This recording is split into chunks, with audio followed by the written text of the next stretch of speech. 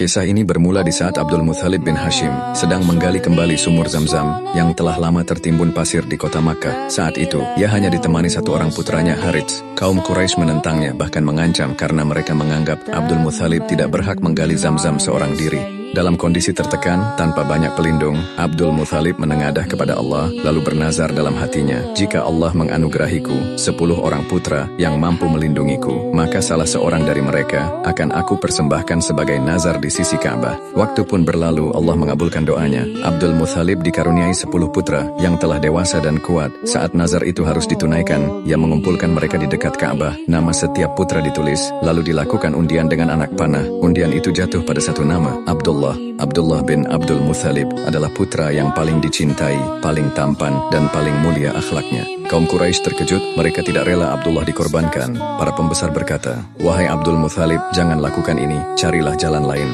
Mereka sepakat mendatangi seorang penasihat, disarankan agar dilakukan undian antara Abdullah dan 10 ekor unta.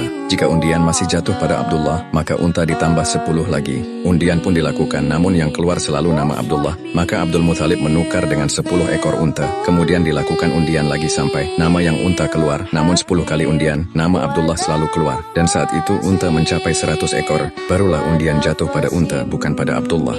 Untuk memastikan Abdul Muthalib mengulang undian itu 3 kali, dan semuanya tetap jatuh pada unta, maka disembelihlah 100 ekor unta sebagai tebusan, dan Abdullah pun selamat. Sejak peristiwa itu, 100 ekor unta dikenal sebagai diat di kalangan Arab, dan kelak ditegaskan dalam Islam. Abdullah kemudian menikah dengan Aminah binti Wahab. Dari pernikahan inilah lahir manusia paling mulia, Muhammad Shallallahu Alaihi Wasallam. Tak lama setelah itu, Abdullah wafat di usia muda saat Rasulullah masih berada dalam kandungan ibunya.